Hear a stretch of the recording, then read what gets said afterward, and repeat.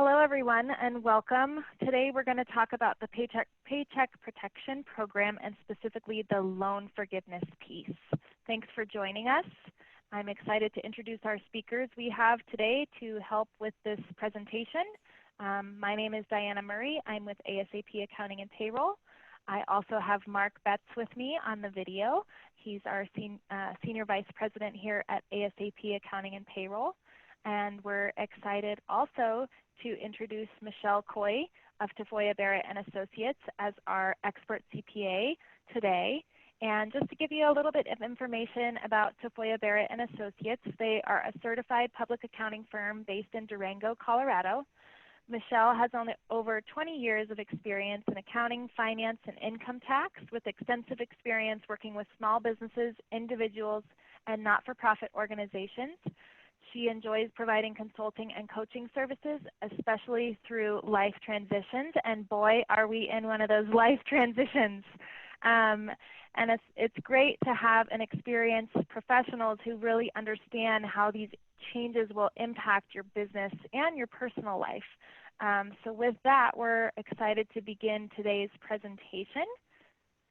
What we will cover today at a high point is speaking specifically to the loan forgiveness requirements, what those qualified expenses are, some of those expenses that should not be qualified and not used in your loan calculation, the staff and payroll comparison, 8-week period to the prior period, and we'll talk about some best practices as well as some FAQs that have come in and continue to come in regarding this loan forgiveness topic. So with that, we'll go ahead and get started, and I will turn it over to Mark to just talk about PP at a high glance first. Up to 100% of the loan may be forgiven, and that's the part everyone likes to hear, if at least 75% of the funds were used for payroll costs. And the payroll cost definition that we're going to use today is not a traditional payroll cost definition that any payroll person has used before. It was essentially created just for this act, for this law, for this program, and it excludes a few traditional payroll expenses that employers normally would consider in that calculation. The other important thing to know here is that the employee compensation levels need to be maintained to a certain level as they would have been prior, and also that the funds need to be used over a specific 8-week period of time that begins once the loan funds are received. The first distribution of funds have been received. The proceeds, as we mentioned, can be used to cover payroll costs.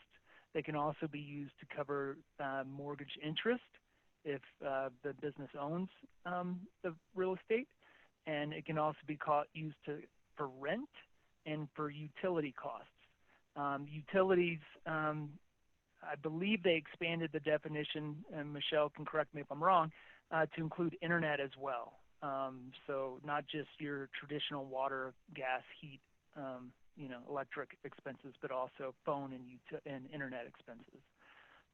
The reductions in employee headcount and compensation, if you do make or can't meet your employee headcount as prior, or if you had cut your employees' compensation by more than the law wishes, then you will see a reduction in the amount forgiven as well.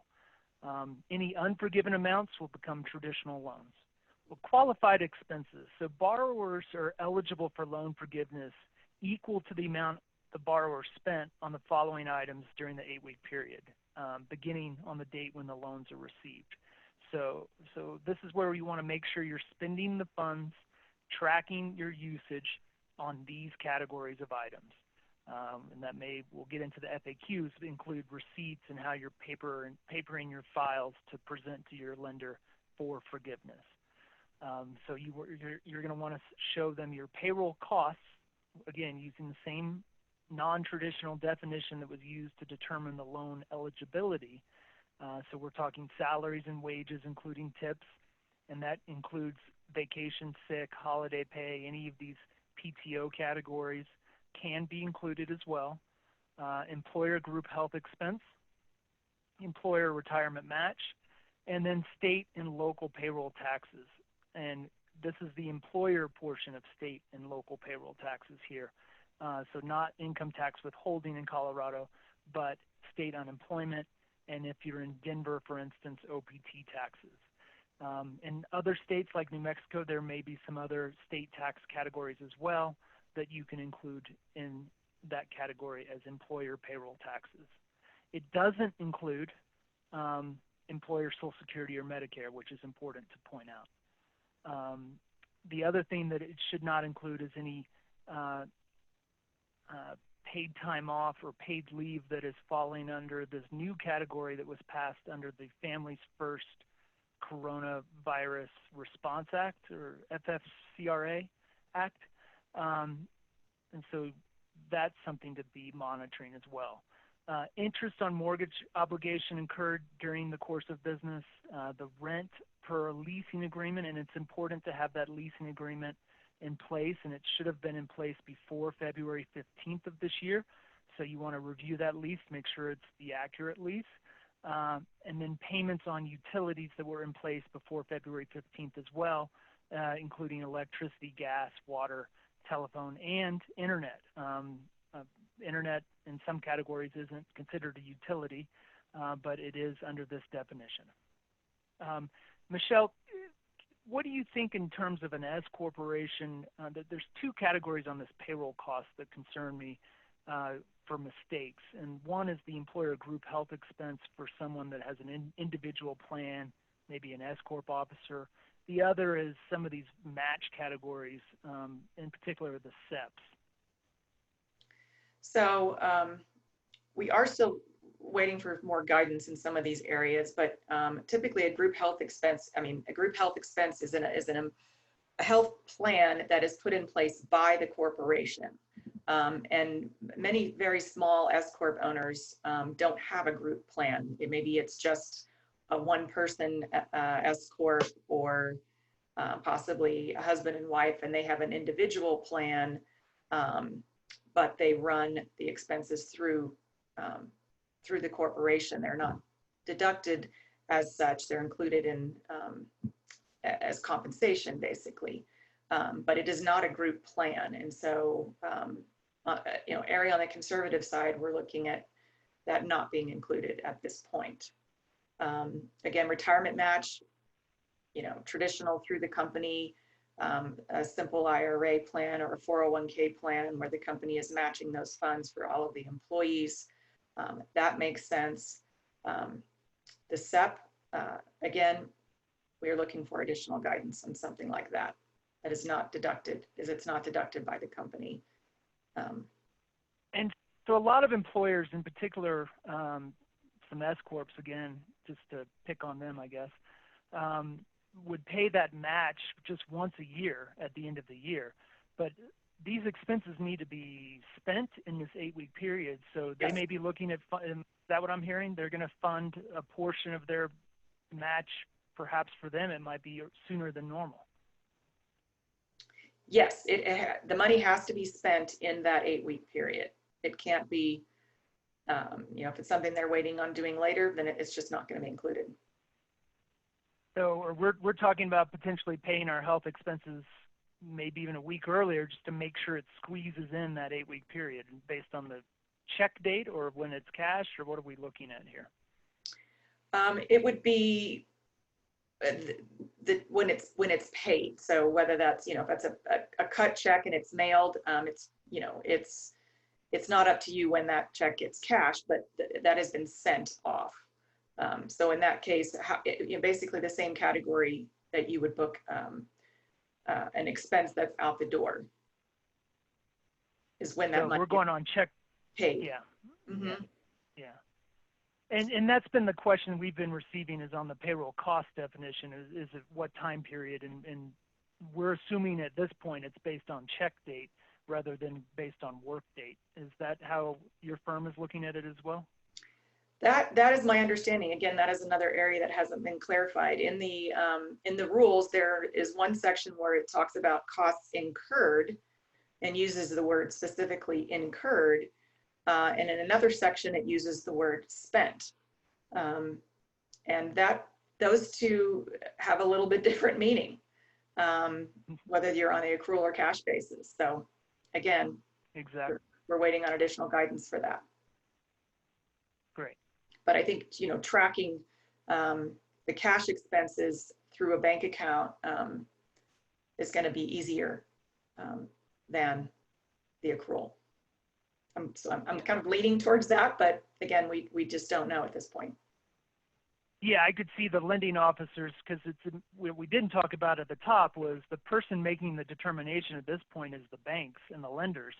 So you're talking about not accountants looking at this, and so in one sense, we're hopeful that they make it as simple as possible, so that there's not a lot of ambiguity in trying to explain things to these lending officers. I mean, they're sophisticated people, but they're not.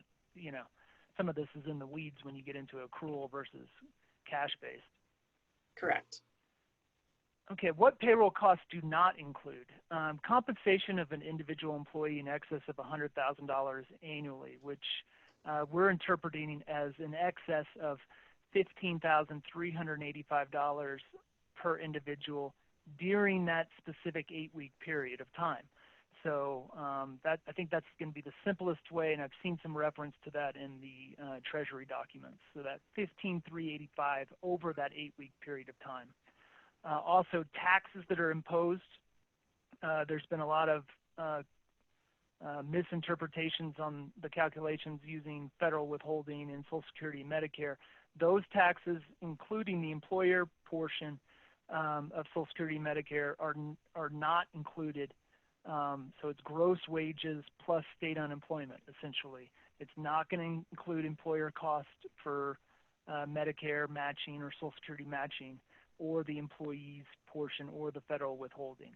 So you're looking at gross plus state unemployment, again, not including these tax types, nor including federal unemployment from what we're seeing. Again, the Families First Coronavirus Response Act, those types of sick leave wages or FMLA extension wages for a dependent, since you're already receiving a credit, or you can receive a credit against your 941 taxes as an employer, they're not going to allow you to double report those or double qualify those types. Not traditional sick leave, which someone has got a doctor's appointment for another reason. Those are traditional sick time or PTO time people are taking. Those are different from this Families First category. And so from a payroll perspective and your software that you're using, you want to make sure that you have a separate earnings code for those type of sick categories versus your traditional sick categories, so that those can be tracked and reported easily. The compensation here, this last one, is so if you have any employees whose principal place of residence is outside of the United States, this is it's a definition that needs more understanding. Most people don't think about residency when they have employees, so it might not be something you're even aware of at this point in time. So if they provide more details on that, unless you have anything to add here, Michelle, I think that'll be something that people want to read over again once Treasury defines residency a little bit more. Yes, I agree. And I'd like to point out one thing about the compensation of employees in excess of 100,000, that that's looking at globally on an annual basis, an employee who is paid in excess of 100,000. So, I wouldn't say that you could have maybe someone who's paid 150,000 a year, reduce their salary to fit in that 8-week period at the $15,000 mark. But in the broad spectrum, they're still going to end up earning 150. It's really their full compensation, and if they're paid on a regular basis, it breaks down to $15,385 during that period. That's a good point. I mean, that was included in one Treasury document, but we're still waiting for some guidance. It's probably best that we overemphasize what we don't know, and we don't know how the lenders are going to be analyzing that 100,000. There's a conservative method, like Michelle's saying, that everyone should be aware of and trying to stick to being conservative and so that they don't get accused later of gaming the system, if you will. So, which brings us to the next point of what if I misuse the funds? So there is some strong language in here that we all need to read and be careful of. And so I'd be really conservative and make sure that you're not misusing any of the funds for the categories, outside the categories we detailed earlier. So if you use PP funds for unauthorized purposes, the SBA will direct you to repay those amounts. But the language here is if you knowingly use those funds for unauthorized purposes, you will be subject to additional liabilities such as charges for fraud. So serious talk here. The whole loan could be put in jeopardy over this. So you really want to be careful and conservative and not try to pad it like you would pad expenses or anything here. So we want to be very conservative on this approach. It's too much at risk. Yeah, they're not kidding around. Yeah. Now, loan forgiveness is also, we know, and this is the complicated part, it's based on staff and payroll level comparison that they're going to perform. Again, this is going to be from the lenders. So we're really hoping Treasury can come out with some additional guidance on this in terms of what period of times and specifically how to count these employee levels and on the wage amount areas on this that they talk about in here. So, but in overview, the number of staff you have, your loan forgiveness will be reduced if you decrease your staff against the two periods of time that they're going to compare against. Again, the full-time employee head count, is it a straight head count? Is it a full-time equivalent head count like Affordable Care Act is? We don't know specifically what version they're going to use here. At this point in time, we're going with a kind of a traditional head count because we don't know if we've seen that in some SBA documents. Michelle may have something to add here after I finish on that, and as well as on the loan forgiveness amount being tied to the level of payroll wages you're paying your people. Some people have employers unfortunately had to decrease wages, and they did it across the board. They said everyone's going to take a 25% pay cut over the next until coronavirus is over. So, in an effort to retain staff, but not, save. They have to cut back on wages to stay in line with funds and cash flow. If you did that, you want to the forgiveness portion here wants you to bring them back to full wages, or at least 75% of full wages from the comparison period that they'll look at here. There's a lot of questions around what they're going to compare. It was brought up in a Forbes article, which is being referenced on the internet, that they comparing it against the first quarter unemployment returns. Well, that's a whole quarter's worth of wages versus 8 weeks. So we really are looking for additional guidance from Treasury. For instance, for an hourly employee are they going to compare it against a period of time in the past where there was a bunch of overtime? So are we supposed to pay overtime at this point in time when we can barely get people to even work?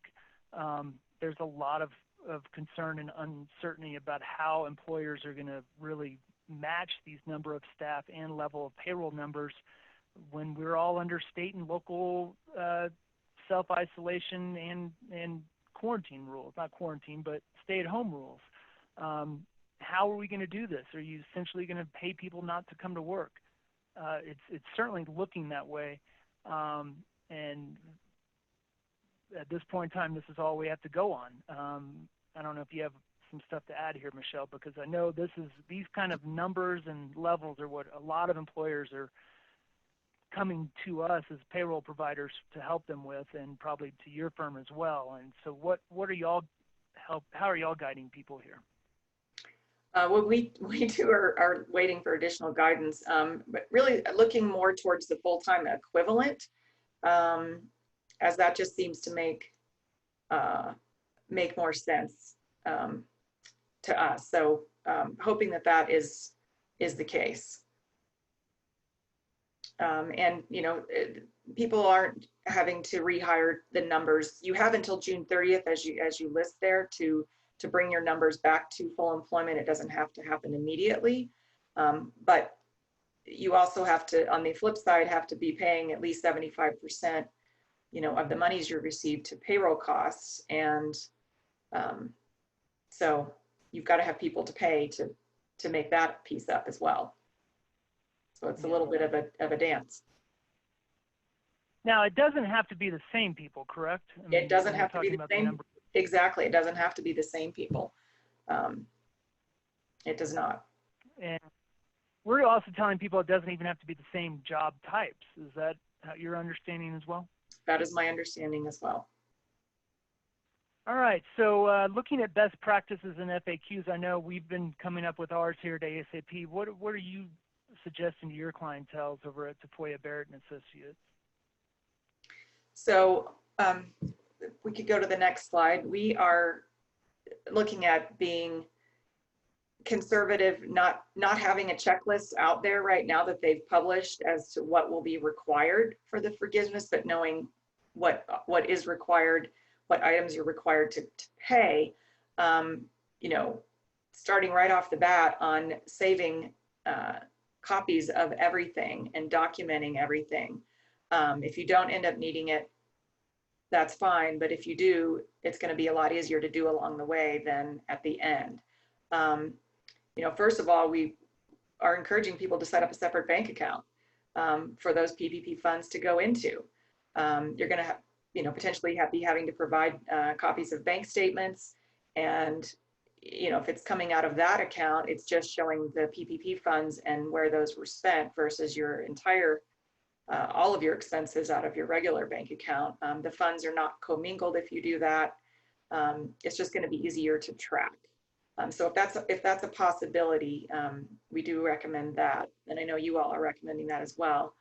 As far as different forms that and documents that may be required, copies of any payroll tax forms that may be filed, such as 941s, payroll reports, kind of that outline the amounts of the salaries and the various taxes, the health insurance premiums paid by the company, retirement plan funding, well, that's copies of the retirement plan, the checks going out, that'll be on the payroll reports as well. Copies of lease agreements, the rent agreements that the company's paying for those, for the rent each month. Copies of mortgage statements showing the amount of interest on those different debt obligations, any canceled checks, utility statements of any kind during that period, whether it's credit card statements, however that was paid. So it just, you just need to have all of those things in line and be ready to provide those at that time. Are you thinking this should be, I mean, utility statements are usually for a month, a full month. I mean, are we going to be prorating these things, or how are you thinking? I think it's really what is paid during that period. So, I mean, a statement, what I'm looking for on a statement would be, it shows, your beginning balance and your payment often, and then your ending balance. So it's that payment piece that we're looking at. Okay. And Diana, you had some questions? Yeah, I mean, the only thing I was going to point out here was that a lot of people are asking, like, how do I open a bank account if my bank's closed? And so just a footnote there, most banks are open by appointment. Most banks, if you have an account there already, they might be able to get around the in-person. And so just contact your bank in terms of opening that additional bank account to keep track of these funds, because that's a key ingredient to help, as Michelle said, to limit the view to these PPP funds versus your whole bank account. Right. And each bank may, when we get closer to this, may be coming out with their own checklist. So, you may have certain documents that your bank is requesting for the loan forgiveness, but it's possible that your colleague who owns a different company at a different company and works with a different bank may have some different information that they're having to provide. That's a real good point, because Treasury is putting this on the lenders, and so we may, if Treasury doesn't give the lenders great guidance, then they're all going to interpret it their own ways. And the one on here that confuses me a little bit are the 941s, because those are on a quarterly basis, and it's probably going to be requested, but the second quarter 941 is not due till July 31st, and you're going to be looking for loan forgiveness potentially in the middle of June. So that'll be something to just keep an eye on and work with your lenders on. Absolutely. Yeah. So again, it may or may not make sense, depending on when your 8-week period begins. Yeah. Now, the loan forgiveness could be reduced, and let's go over that here with these FAQs. So as we mentioned earlier, the reduction of the loan forgiveness is tied to the number of employees and any decrease in wages paid. So how are you advising your clients right now to look at those things, Michelle? So yeah, so it's not kind of whether you have 100% of the loan forgiven or none of the loan forgiven. There is a middle ground that is kind of a prorated approach, depending on what these different pieces. So based on the decreased number of employees, you've got people working different amounts of hours. So at this point, we're just looking at it on a full-time equivalent, and really based on number of hours. So two 20-hour-a-week employees is one 40-hour-a-week employee. And related to salaries and employees, so the employees don't have to be the same people. You can have different people that come on board. Maybe somebody left, maybe somebody moved, what have you, needs to stay home with the kids. They can be different people. You do have to be paying your employees at least 75% of what you were paying them before. Otherwise, you start moving into that forgiveness, that reduction that causes part of the forgiveness to change. And you're looking at that on gross wages, regardless of category. So it could include bonuses even as well. It could, and again, they haven't spelled that out, but a bonus is typically, part of your wages, part of your salary amount in your box 1 of your W-2. If you're looking at it from that point at the end of the year, but again, they haven't clarified whether that's the case. Because it would be helpful if you're getting close to the end of the 8-week period and you haven't met that, of being able to pay out some bonuses to your employees to meet that level. So we hope that that's the case. Yeah. And we've heard people talking about, what if I want to include hazard pay for the people that are working and things like that, and if they're going to do it on a bonus methodology of additional dollars per day worked of hazard pay or something like that. So it'll be interesting to see that guidance come out. It will. So if the loan or part of the loan is not forgiven, it becomes a traditional loan at a very low interest rate, 1% over a 2-year period. There are no payments due the first 6 months of the loan, but interest does still accrue at that point. This is just an example of a loan forgiveness scenario where you have a portion of the loan that is not forgiven. So you had a total loan amount of a little over $360,000. And as you can see, you've got your applicable payroll, which is your wages and salaries, tips, et cetera, that comes to that top number. You've added in your unemployment and local taxes, your employer health expense, your 401k or simple match, your rent, your mortgage interest. In this case, we don't have any. We're paying rent instead of owning the property, and your utilities. That all adds up to less than your loan amount. So the difference is the amount that is not forgiven. Thanks, Michelle, for touching on that. Before we kind of wrap up today, I wanted to hit on a couple FAQs that have been coming in. One of them is, can independent contractors be included in payroll costs? They cannot be. You hear the term a 1099 employee, but technically an independent contractor, someone you are paying with and issuing a 1099, is not an employee. There are very specific definitions as to what constitutes an employee and what constitutes an independent contractor. And it has a lot to do with who's controlling the duties of that person. And there's a whole nother conversation as to that. But the 1099 and a 1099 person, an independent contractor, is an expense of the organization, but it does not qualify as a payroll cost. You are not going to be issuing them a W-2 at the end of the year. You're not paying them a wage or a salary.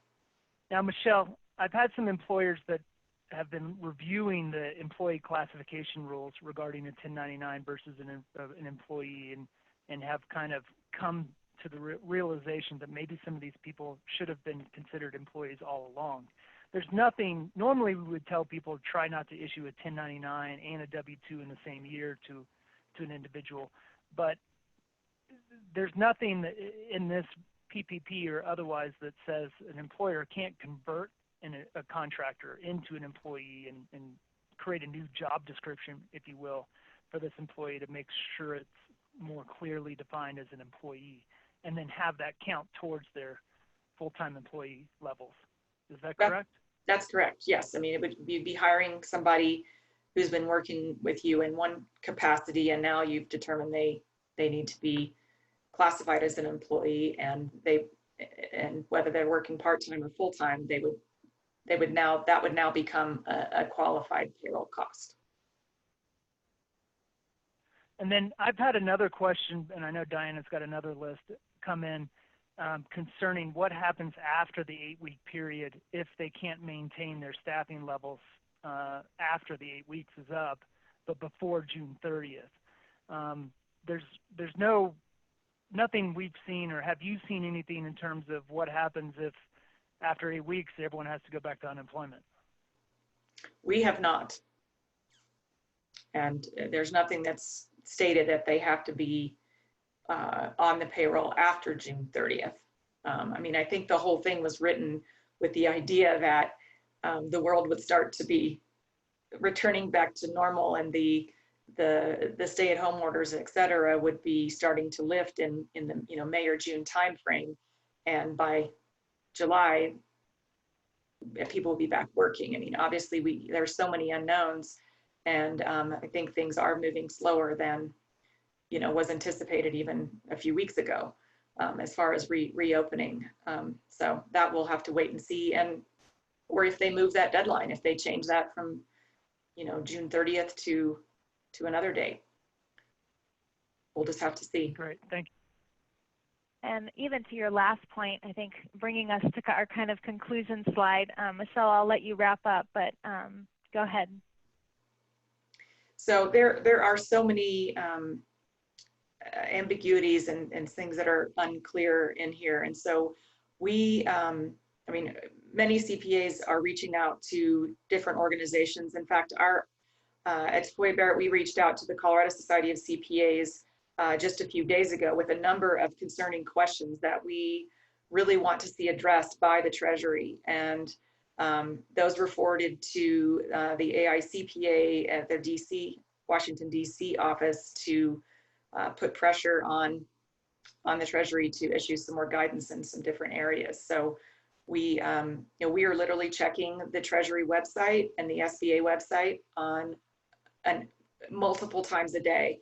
There are new information is coming out sometimes daily, and sometimes more than once a day. So just constantly checking back and seeing what's happening. But there is there is pressure being put on them to issue some more clarification, and as soon as possible. We've got to know the answers to some of these questions. The law, the act was written very quickly. Everything was done kind of not through the normal channels and having comment periods and things like that. So it's to be expected that there are questions and things that maybe weren't thought through on how they're going to affect things down the road. One thing that we mentioned a little bit earlier is making sure that the funds are spent on qualified expenses, and the seriousness of that just needs to be pointed out again, that you are tracking these expenses and that they are used for and only for the expenses that they were intended. My bit of commentary on that, just to close as well, is that there's a lot of questions coming in to the accounting community at large, and just to be patient with your CPAs and your bookkeepers out there, because a lot of times they're not giving you answers because they just can't give them yet, and they don't feel comfortable because it's not very clear. Yeah, so we're erring on the side of caution, erring on being conservative, and reading everything we possibly can. I have been in so many continuing education and town halls and webinars in the last few weeks, and all of my staff just learning as much as we can as new things come out. But there's a lot more that needs to be defined. Well, and I can say that we're very grateful for our CPA partners in this time, and it's a good period of people to reflect if they don't have a CPA. Now is more important than ever to kind of have that CPA guidance. These are not only are making impacts on our businesses, but also on our personal, and so it's really important to have a CPA that can provide that guidance and get you through this time. And so with that, I want to thank Michelle for joining us today from Tafoya Barrett Associates, and Mark from ASAP for helping us present this information. We will have updates continuously on our website and our help center, which is support.businessasap.com. So please stay tuned there for updates regarding all of the information with relief efforts. Thank you so much for joining us today. Thank you, Michelle and Mark, very much. Thank you so much, and appreciate you getting information out there.